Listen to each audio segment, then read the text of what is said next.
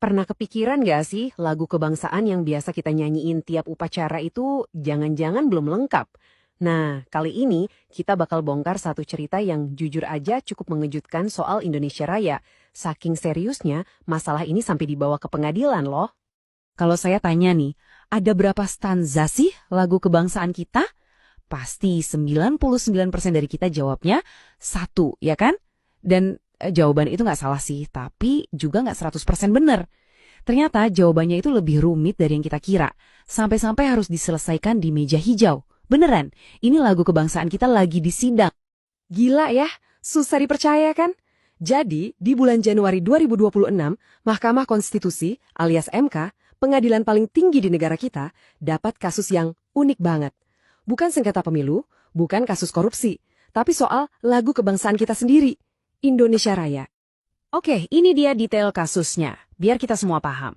Ada dua nama yang penting banget di sini, Setio Waluyo dan Pungki Harmoko. Mereka ini warga negara biasa, kayak kita-kita juga, yang ngerasa ada yang nggak beres nih sama cara kita memperlakukan Indonesia Raya. Dan mereka nggak main-main, mereka langsung menantang undang-undang yang dibuat tahun 2009. Pertanyaannya sekarang, apa sih yang bikin mereka sampai nekat begini? Dan yang bikin makin seru, percaya atau enggak, semua drama hukum ini tuh intinya cuma gara-gara satu kata. Serius, cuma satu kata doang. Kata yang mungkin sering kita lewatin gitu aja, tapi ternyata punya kekuatan buat mengubah segalanya. Yuk kita bedah kata ajaib ini. Nah, sebelum kita lanjut lebih jauh, ada satu istilah hukum nih yang perlu kita ngerti bareng-bareng. Uji material. Gampangnya gini deh, anggap aja ini semacam quality control buat undang-undang. Jadi Mahkamah Konstitusi itu bakal ngecek, undang-undang ini udah pas belum sama buku panduan utama negara kita, yaitu UUD 1945. Simpel kan? Nah, ini dia biang kerok dari semua masalahnya. Kata apabila. Di undang-undang itu tertulis, versi 3 stanza dapat dinyanyikan apabila diperlukan. Dengerin deh, kata apabila yang kecil ini ngubah segalanya. Dari yang tadinya harusnya jadi sebuah kewajiban, malah jadi pilihan aja. Dari yang harusnya standar, jadi sekedar opsi. Nah, celah hukum inilah yang lagi dipermasalahkan. Persis seperti yang dibilang sama Pak Pungki Harmoko, salah satu penggugatnya. Kata beliau, frasa tersebut telah melahirkan tafsir bahwa menyanyikan Indonesia Raya 3 stanza bukanlah kewajiban, melainkan pilihan seremonial. Nah, akibatnya apa? Versi lengkap Indonesia Raya ini jadi kayak ngambang gitu, gak jelas status hukumnya. Dan masalahnya, ya celah hukum ini tuh bukan cuma obrolan di atas kertas, dampaknya tuh nyata banget dan terasa di kehidupan kita sehari-hari. Tanpa kita sadar loh, ada bagian penting dari identitas kita yang perlahan-lahan hilang. Coba deh, kita ingat-ingat lagi, waktu di sekolah, upacara bendera hari Senin, atau pas nonton timnas kita tanding. Versi mana yang kita nyanyiin? Stanza pertama kan? Udah kayak refleks nasional kita gitu. Dan disinilah letak ironinya.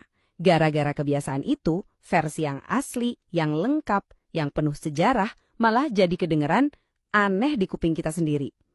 Coba jujur deh, berapa banyak dari kita yang tahu kalau Indonesia Raya itu sebenarnya punya stanza kedua dan ketiga?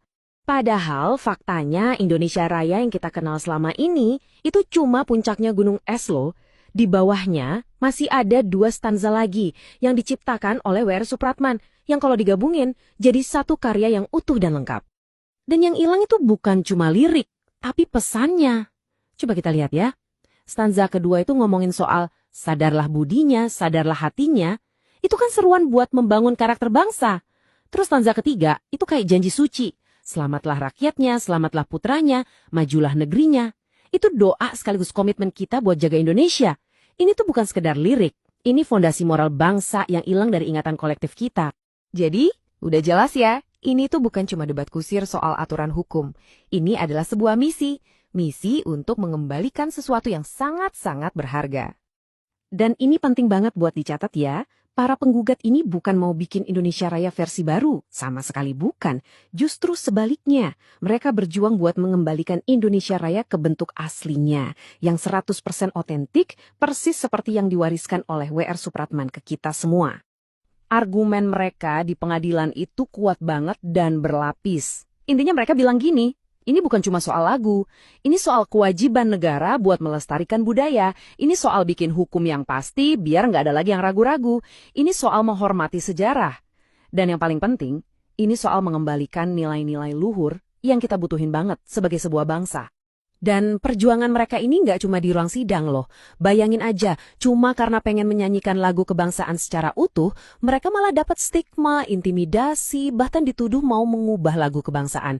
Ironis banget kan? Ini jadi bukti betapa pentingnya kepastian hukum, biar niat baik itu nggak malah disalahpahami. Terus, gimana nasib lagu kebangsaan kita ke depannya? Nah, bola panas ini sekarang ada di tangan 9 hakim Mahkamah Konstitusi. Keputusan mereka nanti bukan cuma nentuin nasib satu kata, tapi juga arah identitas bangsa kita. Jadi, Mahkamah Konstitusi itu pada dasarnya punya 2 pilihan di depan mata. Pilihan pertama, ya udah biarin aja kayak sekarang, praktek satu stanza yang aturannya abu-abu. Pilihan kedua adalah jalan pemulihan, mengembalikan Indonesia Raya ke wujud aslinya yang utuh, dan menjadikannya bagian dari identitas kita lagi. Nah, kira-kira jalan mana yang bakal mereka pilih? Perjalanan kasus ini lumayan panjang loh, dimulai dari satu frasa yang ambigu di Undang-Undang tahun 2009, sampai akhirnya kasusnya masuk sidang pertama di tahun 2026. Dan sekarang, kita semua ada di titik penantian. Seluruh bangsa nungguin keputusan yang bakal ngebentuk cara kita menghayati simbol negara kita di masa depan. Sebagai penutup, saya mau ninggalin satu pertanyaan buat kalian renungkan. Kalau lagu kebangsaan itu adalah jiwa sebuah bangsa, apa artinya kalau selama ini kita cuma kenal sebagian kecil dari jiwa kita sendiri? Pertanyaan ini bukan cuma buat para hakim, tapi buat kita semua. Terima kasih sudah menyimak.